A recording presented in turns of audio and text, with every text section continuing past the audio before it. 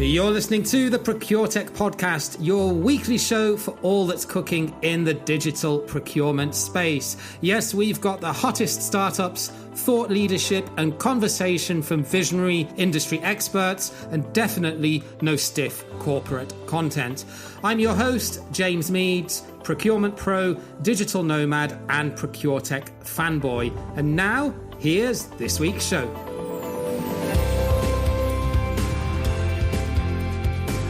Yes, welcome to another episode of the ProcureTech podcast, where every week we bring you everything that is fun and exciting and innovative in the digital procurement space. Today, we're going to be diving into a topic that is getting a lot of attention recently, not just because of all of the supply chain problems that a lot of you have no doubt been experiencing, but more of a general trend towards predictive procurement rather than just reacting to problems. And in that whole topic, we're going to be discussing how supplier management has really started to evolve recently from being more of a supplier performance or supplier scoring mechanism to be much more strategic and long-term collaborative in its nature. And we're going to be having a little bit of a chat with my guest today around the evolution and ongoing journey of that from being a supplier performance metric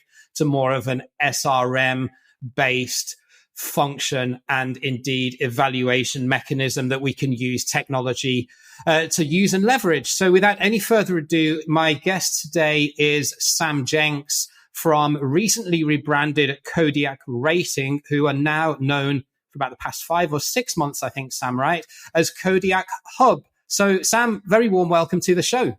Thank you very much, James. I'm very excited to be here with you and very excited to get into this topic.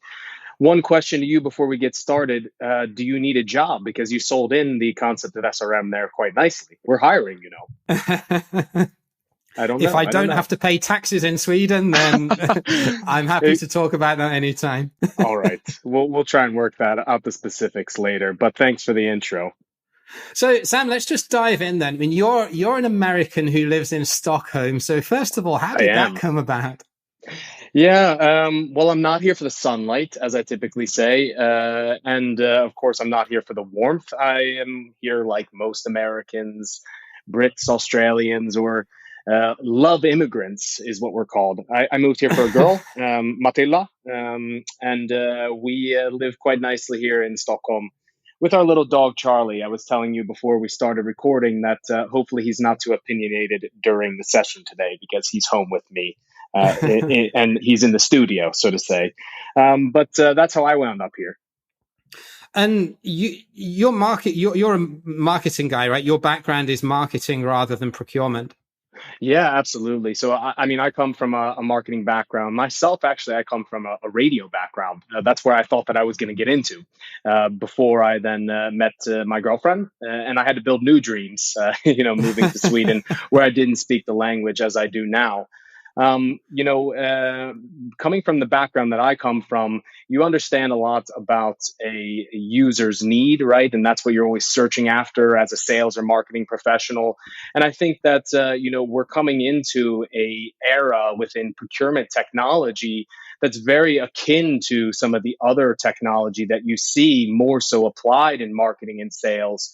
Which I see every day within the solution that we're providing at Kodiak Hub as well, giving, B2B professionals better technology in their day-to-day work. Yeah, and I think user experience is definitely something that I've spoken about at length on previous episodes of the podcast and also on LinkedIn as well. And I do think that giving, whether it be suppliers or internal stakeholders, software that they actually enjoy using rather than feel compelled to use, it is a huge lever in getting them on board and working more collaboratively with us.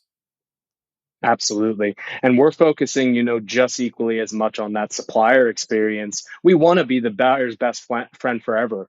That's what we typically talk about, the BBFF at Kodiak Hub. But the fact is that there's two stakeholders as well. It's buyer and it's supplier. And we need to make sure that the technology is engaging to ensure that adoption is going to happen.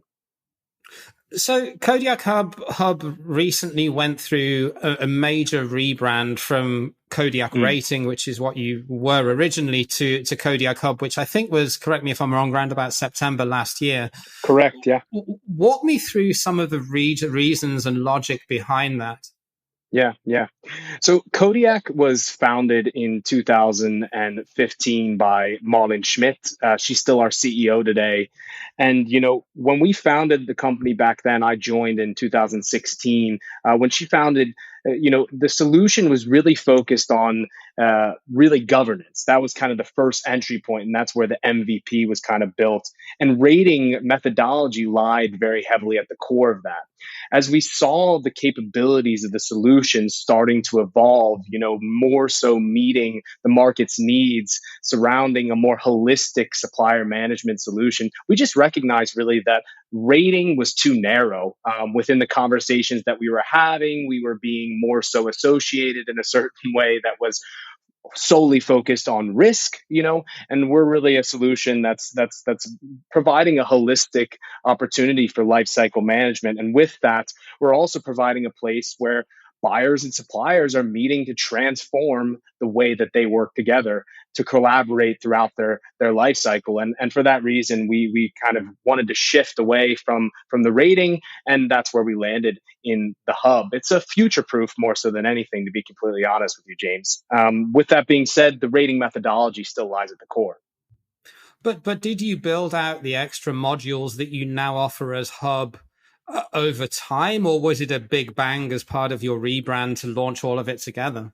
Hey, just like our customers, we're evolving and we evolve with them. So it definitely was no big bang. I mean, we are a solution provider that definitely has evolved rather than tried to create some type of revolution with the solution we're providing. Like I said, we started with that governance bit. Onboarding and self-assessment was kind of that initial entry point, more so of that sustainability assessment. We kind of quickly realized that there was needs for other type of things, such as third-party intelligence. Credit ratings, for example, was one of the first modules that we added on. And we quickly also recognized that, not only is governance a good entry point, but due diligence was something that we needed to add on. So that's kind of where the audit module came into play, as well as then performance over time became a focus that was very apparent to us as well. And for us, it's been a natural progression. We've utilized our customers as that kind of springboard, that sounding board as well. We have big ears, so we listen to the market's needs.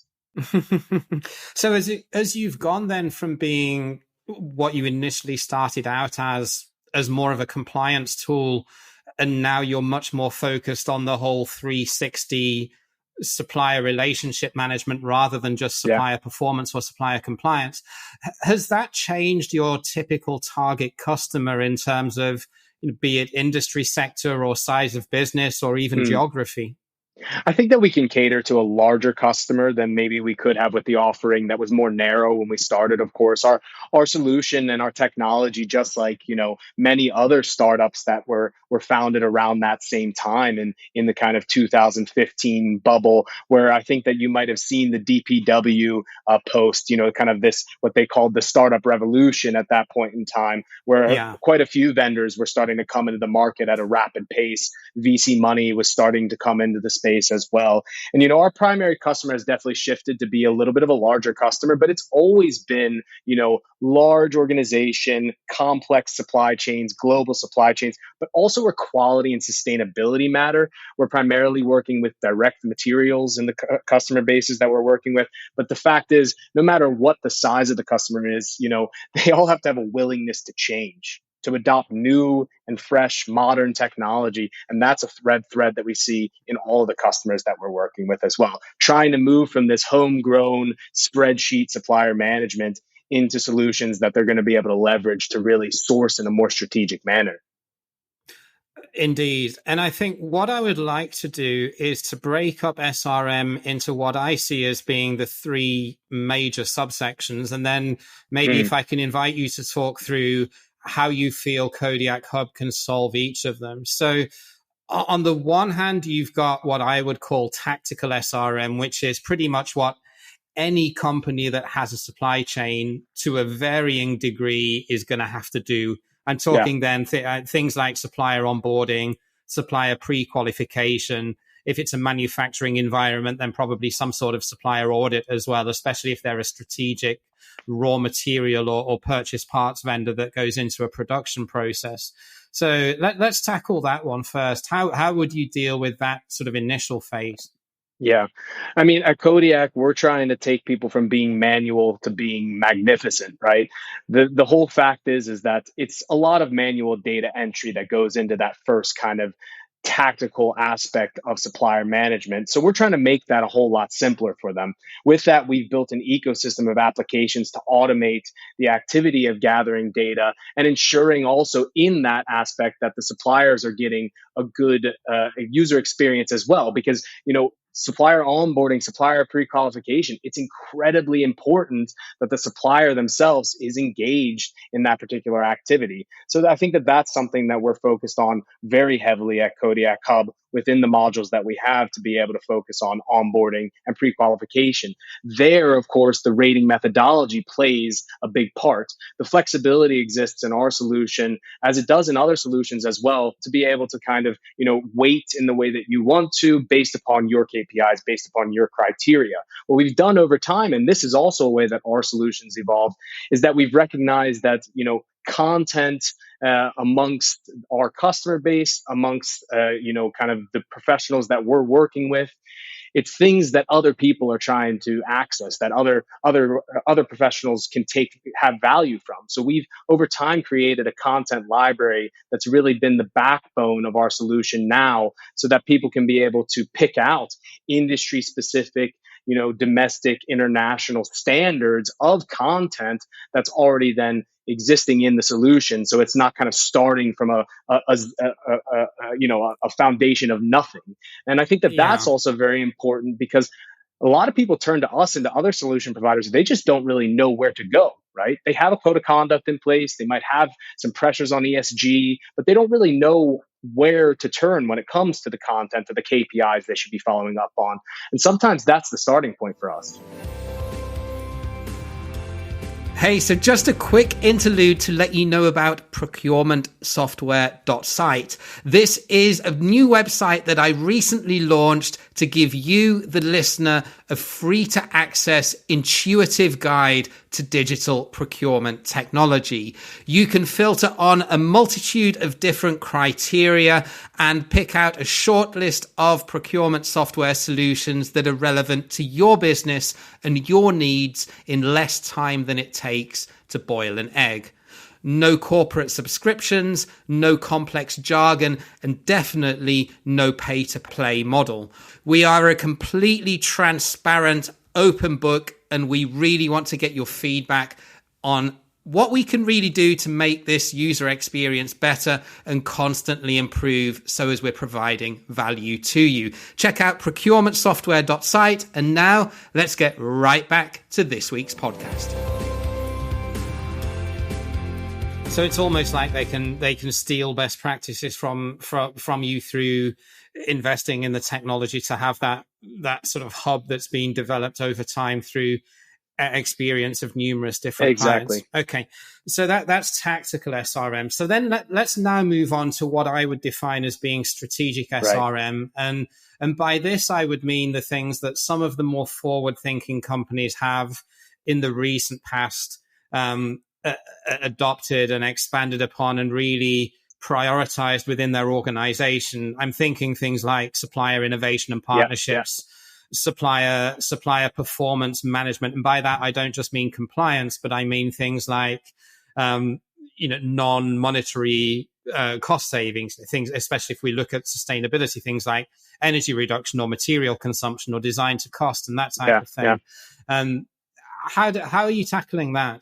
Yeah, I mean, we're tackling it by allowing the customer, of course, to meet, again, their performance criteria, their innovation, their ability to innovate with their suppliers in line with their industry, with their maturity and alike. With that being said, we have kind of at the core of our solution a collaboration space. And that's, of course, to be able to drive actions, whether they're corrective or innovation focused, development focused. And at the same time, we have a performance evaluation module. There, we've, of course, taken a little bit of a different approach. Performance evaluations have long been this kind of spreadsheet, what I'd like to call an Excel hell. You send out a few Excel spreadsheets to a few Yeah. stakeholders. They have to report back. Somebody gets back the spreadsheets. They put some type of KPI metrics to it. They configure the responses, sometimes not even fixed value responses, and then they try and pull forward some type of report, right? It's so much work that goes into the manual that you have little time to tackle the more audacious tasks, right? Sitting down with suppliers, reviewing their performance during a quarter or on a particular project, and finding opportunities to be able to improve. In our solution, we look at 6 different standard areas for performance, allowing then our customers to be able to build up their own sub criteria as they need to, right? Because the needs differ within performance. Someone might just be wanting to focus on price change and OTIF, right?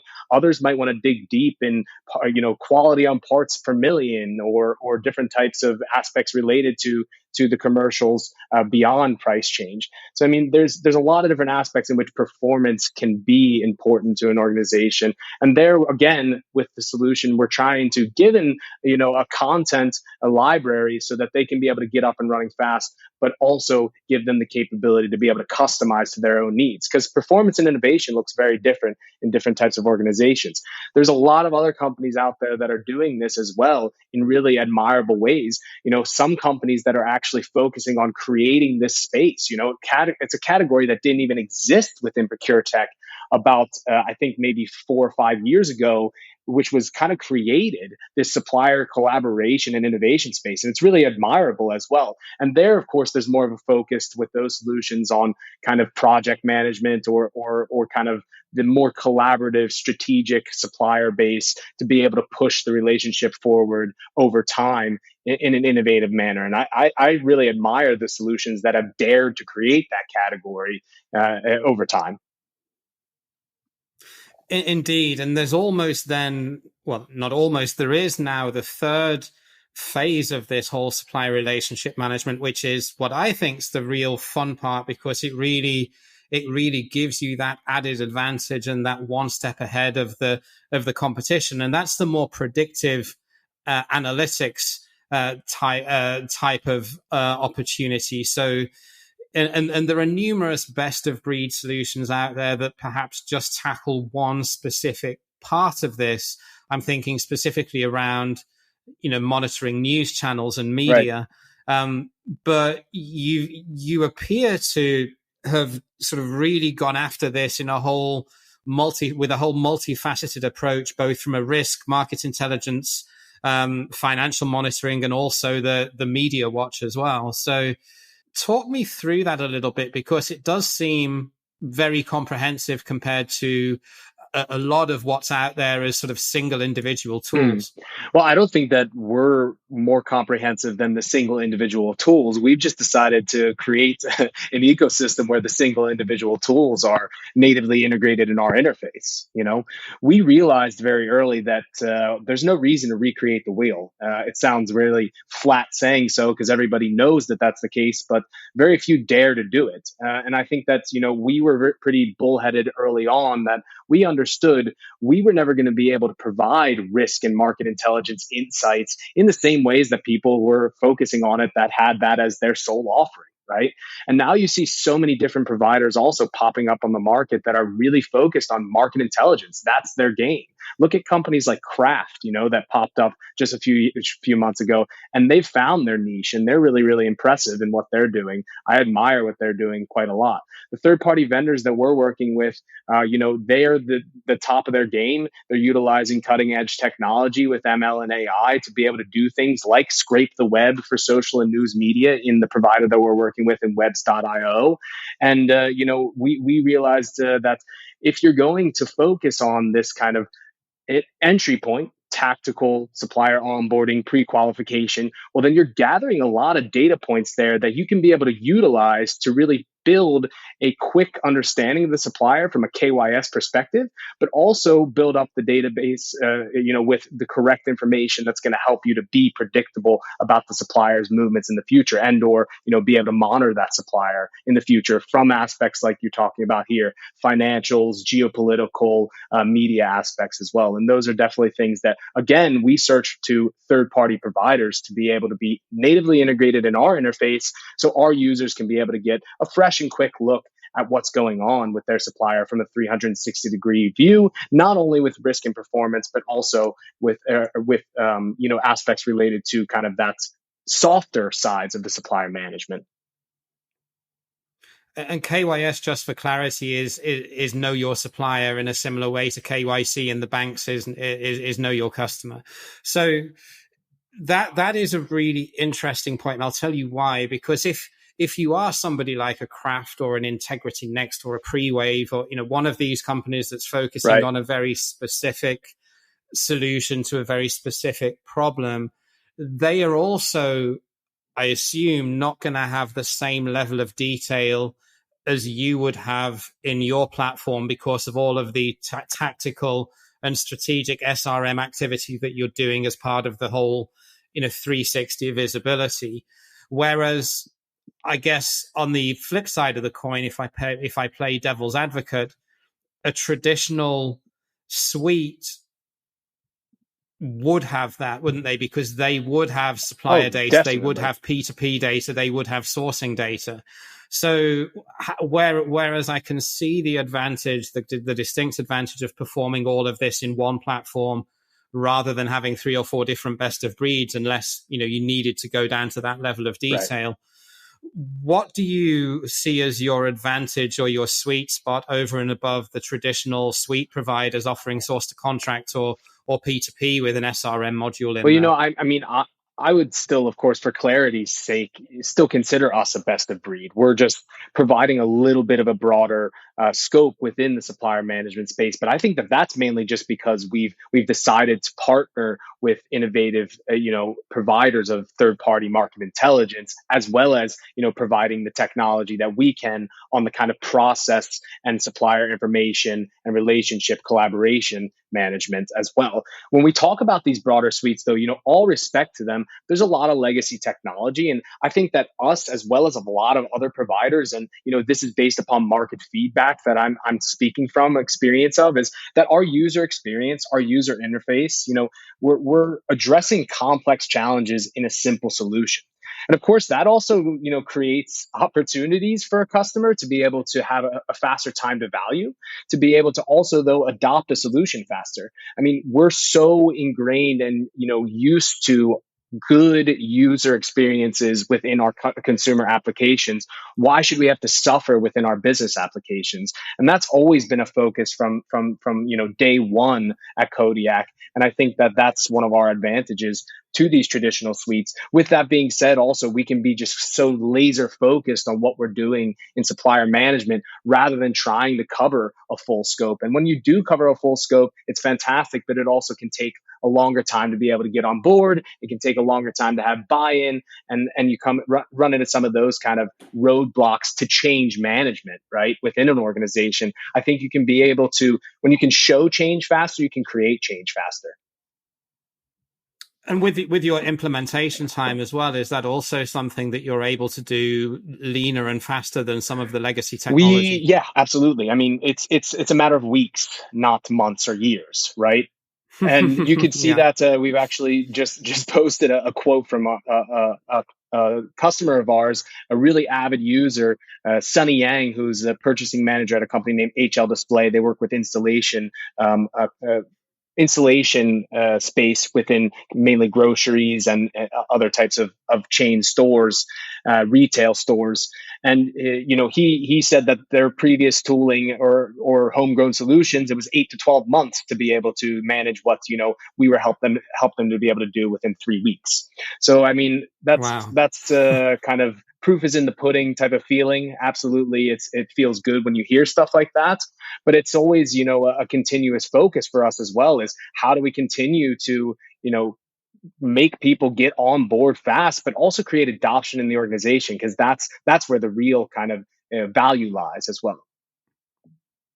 Yeah, I was keen to ask you that because when you look at P2P technology, it's clear to see how a P2P system that's cloud-based that doesn't necessarily need ERP integration could potentially be implemented within days or weeks. But something like this, which is all encompassing and requires a lot of data and a lot of certification and a lot of integrations, perhaps into other systems, or certainly to and fro between suppliers to enable them to self-serve, it does make that a lot more complex, doesn't it? So yeah, that's really curious to hear that it can be done in weeks.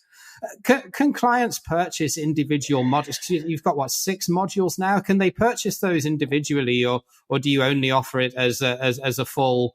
I mean, I know you're going to call me out for calling it a suite, but do you only offer it as a full system? Totally fine. I'm not calling you out whatsoever. You are 100% correct. And we talk about that within our language. It's an SRM suite. With that being said, yes, the solution is 100% modular. And I think that's also where the entry point can be able to be a little bit simpler for people to get up and running on board to the solution in a faster manner, is that we're not always looking at the big bang revolution, right? Sometimes it's better to evolve. I mean, we have as human beings, right? I would hope so. If you go to some of the tourist resorts in Spain where all the Brits are, I would sometimes question that. But yeah, I got to tell my buddy Ashley about that line. He's gonna have to listen into this episode. He would like that. So, are you looking at any alliances then? I mean, this would particularly fit nicely with something like contract management software, or perhaps an e-sourcing suite that then doesn't have SRM capability, but then is the logical next step in a company's digitalization journey. So is there anything that you're looking at, or something that's imminent in terms of announcements there? You'll have to wait and see. No, I mean, we definitely have it on our minds. It's obvious, of course, and we ourselves are looking at different partners in that space, because we understand the value of being able to have contract information managed. Also then, looking at SLAs, KPIs related back to the performance evaluation. Of course, it's great to have everything in one place. And there's some really innovative providers up in the Nordics as well in that contract space that can be able to maybe be some integration partners for us. So absolutely, we have it in mind. I know that sounded a little sketchy. It sounded a little bit like I was keeping some secrets for myself, but you'll definitely hear something during 2022.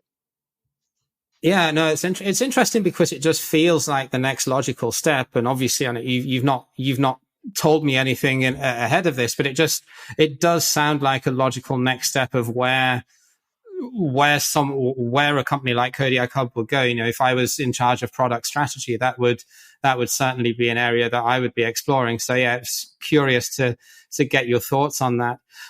To what extent are you utilizing AI as part of this, particularly in some of the newer wave technology around the predictive SRM? Yeah.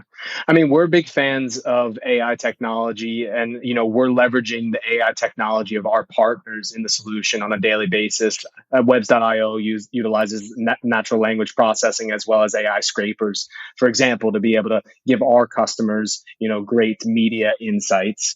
I mean, we're focused right now very heavily on automation, not necessarily applying AI technology for predictive analytics or alike. With that being said, we've built a data architecture that is built for scale. We kind of have this 3-pronged data architecture: data properties, of course, supplier data properties, product data properties, contract data properties.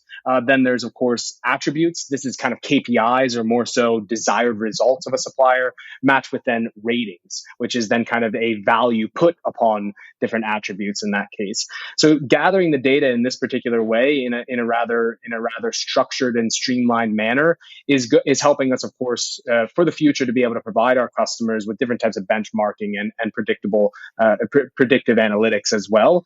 We're from the school that we love the modern technology, but we don't want our AI to be some 2 guys called Alan and Yvonne that are sitting behind the scenes, right? That's the other aspect of it.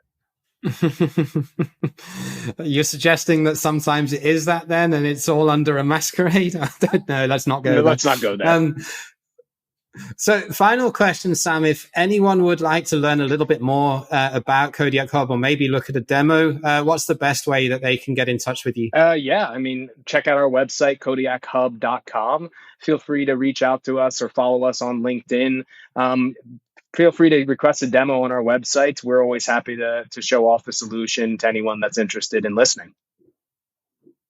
Awesome. Sam, thank you very much for coming on today and telling us what you're up to. I think this is the way that all supplier relationships are going to be going at some point. So whether you go best of breed for each individual requirement or you try to wrap it into one software solution, I think by hook or by crook, every company that cares about their supply chain and needs to get a grip on this is going to have to go down this route. So yeah, looking forward to see how you develop and evolve going forward. And thank you for coming on. Thank you for having me on. I appreciate it, James. I hope that anyone that's interested in reaching out does so, and keep listening to the podcast because it's fantastic. We're loving what you're doing here. Thank you. I didn't tell him to say that, just in case you're all wondering. So that was Kodiak Hub and supplier relationship management and its continuing involvement, especially around the predictive procurement piece, which I personally think is the most exciting part of this, because we're better than just being compliance police, aren't we, at the end of the day? Thank you very much for listening to the show. Don't forget, if you want to get the latest podcast, then don't forget to subscribe to us where you listen to your favorite shows, and also like our LinkedIn page to get all of our new content that we post there as well. Until next week, all the best. Thank you again for listening, and see you again soon. Bye for now.